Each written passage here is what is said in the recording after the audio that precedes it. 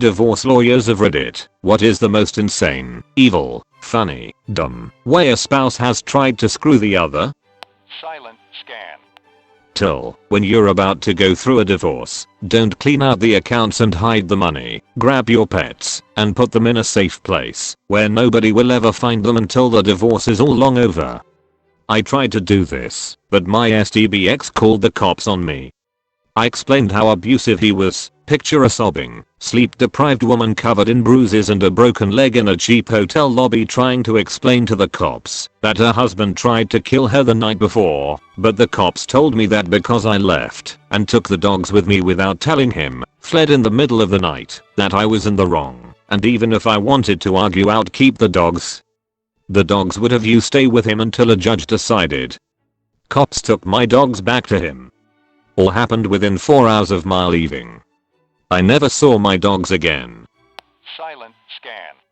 A soon-to-be ex-husband left his wife's prize koi to die on the doorstep of their house.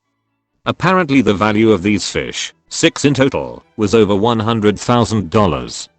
She was, according to her lawyer, so distraught that she couldn't be in court. Only in LA. Silent scan. Not my divorce, but my divorce lawyer told me about a case she was involved in where both clients were so petty that they had to all meet to argue over literally every single scrap of everything.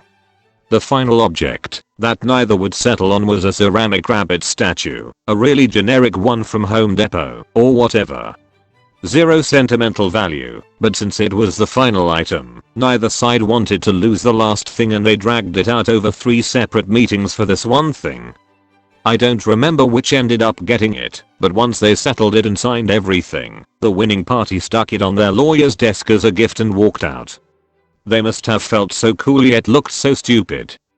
Silent scan. Had a client whose wife wanted him out of the house. I told him not to leave, just move to a different bedroom for the time being, because once he was out the chances of him ever getting back in were slim. He texted his wife and told her he was staying in the house. She called back and left a VM that she wanted him out, and if he wasn't out soon, she would start taking out her unhappiness on the children and would remind the children that mommy was being mean to them because daddy wouldn't leave. Silent scan. My client's spouse accused him of giving his deceased wife cancer. I represented a guy who was on his second marriage. His first wife passed away from cancer. He and his kids were obviously devastated. My client was a pretty sensitive guy with a big heart. His second wife could be very charming, which was why he fell for her, but it was all a facade. Anyway, to make a long story about a lengthy divorce short, my client met a very kind and affectionate woman during his case. They really hit it off and were basically engaged, even though his divorce was far from over. The fiancé started having health problems and was diagnosed with a form of terminal cancer. Somehow the second wife found out about this and tried to use the cancer diagnosis against my client in court. She developed this crazy theory that my client had killed his first wife by giving her cancer and that he was doing the same thing to his fiancée. The second wife's attorney, who was quite good, refused to be a party to it.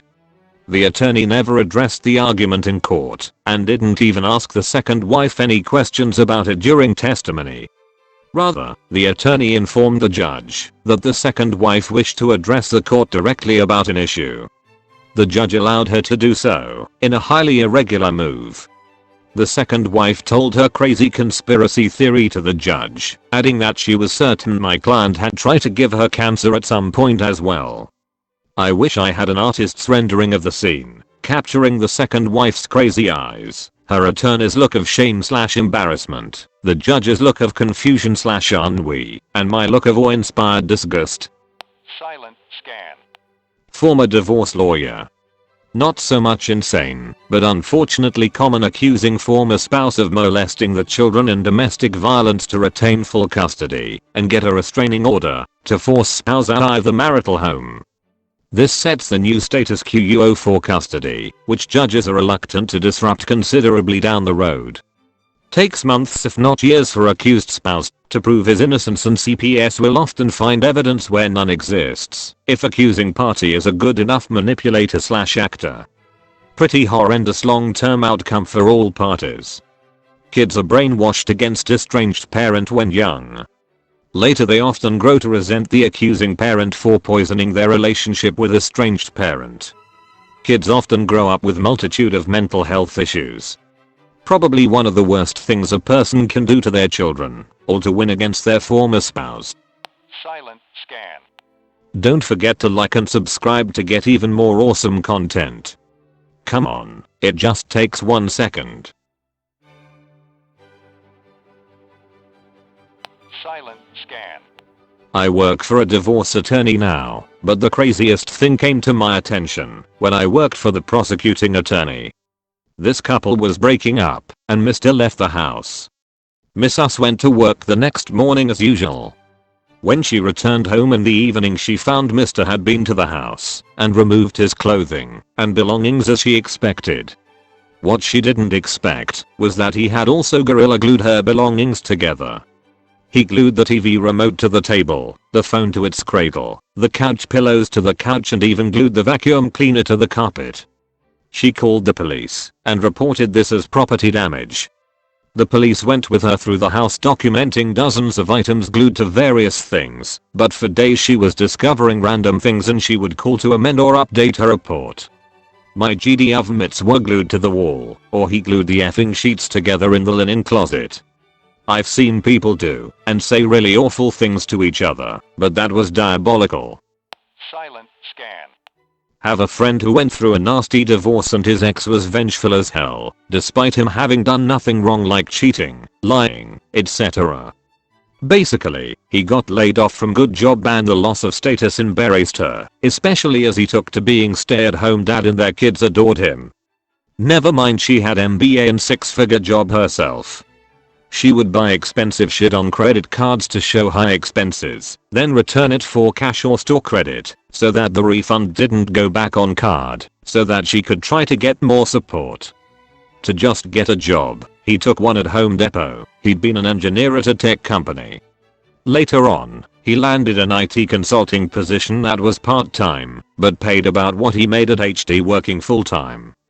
She petitioned the courts to try and force him to have a full-time job, basically wanting to force him to spend 30 more hours to earn same. Part of his custody granted him dinner one night/week with the kids, i.e. 5 to 7 p.m.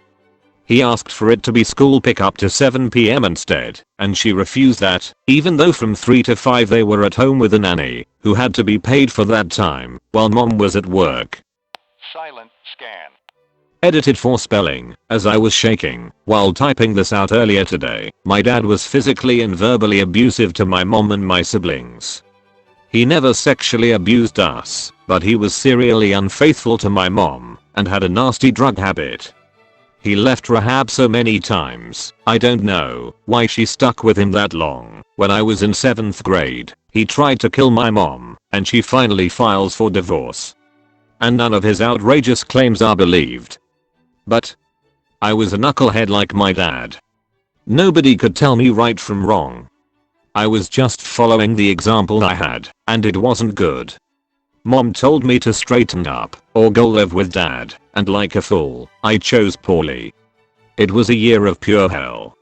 His philosophy was the beatings will continue until morale improves, and he took it literally. He also remarried another drug addict right away, I suspect to make my mom jealous, but it backfired. During that year, he beat me, his wife, and even put my stepbrother backquote's face through a glass coffee table when he tried to defend her from him. I decide I want to go back to live with mom, and it outraged my dad. He went off the rails for a bit. So he asks me one morning how I felt, and I told him to his face I wanted to live with mom, because he was an abusive a-hole. Bad idea, as I got beat, bad. Mom calls me that night and asks why we weren't at the courthouse. Turns out he skipped the court date and said he couldn't take off work because he wanted to keep custody to make my mom miserable. This happened 2 or 3 more times. Finally I wizened up, and the next time he asked me, I told him I changed my mind and wanted to stay with him, so he says hop in the car. We get to the courthouse. My mom lived 2 hours away from his place because he moved right after he got engaged. So inside the courtroom the judge asks me which parent I want to live with, and I say my mom. He asked why I was changing my mind from a year ago, and I detailed all the abuse from the last year, including intentionally skipping court dates, after asking me how I was going to answer. Judge glares at my dad and dismissed me from the courtroom, and I have to sit in the hallway on the bench alone. 10 minutes later my dad stomps out, grabs me by the arm, and drags me to the car saying the judge called me a liar and ruled in favor of my dad. But he lied and actually kidnapped me and beat my ass 2 hours back to his place. Oddly it wasn't ruled a kidnapping because the judge didn't sign the ruling yet, or else my mom never pressed charges on him, but he never went to jail. She came the next Friday night with a deputy to pick me up. His new wife, I refused to call her my stepmom, caught me packing a few belongings and told him, and he left work to try to beat me again and stop me before she could get into town, but I climbed out my bedroom window onto the roof and told him I would jump off and run away to the police station if he tried to stop me. Just as he was yelling at me, the deputy arrived and my mom was pulling up behind him, so crisis averted. I was a different teenager after that, not perfect, but more respectful. Ended up working at 15 to help pay bills while I finished high school. I hated my life as a teenager, but it made me into the man I'm now. Joined the service a month after high school and married 2 years later, promising I would break the chain of violence and abuse. We just celebrated 25 years in March and I've never stricken my wife or cheated on her. By God's grace it will be that way the rest of my life. Silent scan. It won't be funny though, but definitely evil. My mother left my father because of a 40s crisis. At first she said it was to get her freedom back, so people were more empathetic to my father.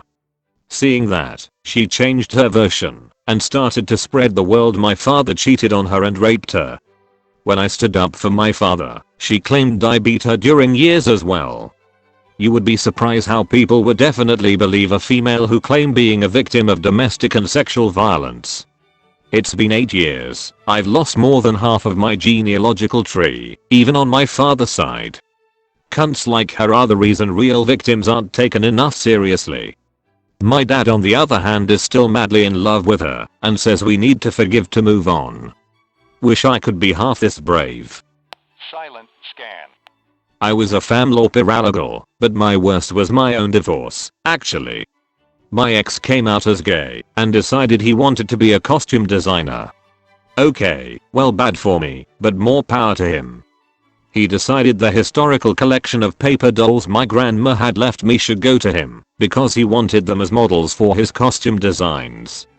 My lawyer had to claim them, the show box of paper dolls, as non-marital property due to being an inheritance.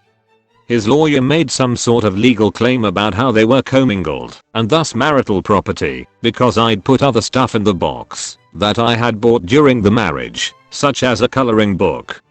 So in another wise uncontested divorce, there's a giant paragraph in the decree awarding me my non-marital, inherited box of paper dolls. Silent scan. Congratulations, you reached the end of this awesome video. Now, like and subscribe, like we talked earlier, come on. Silent scan.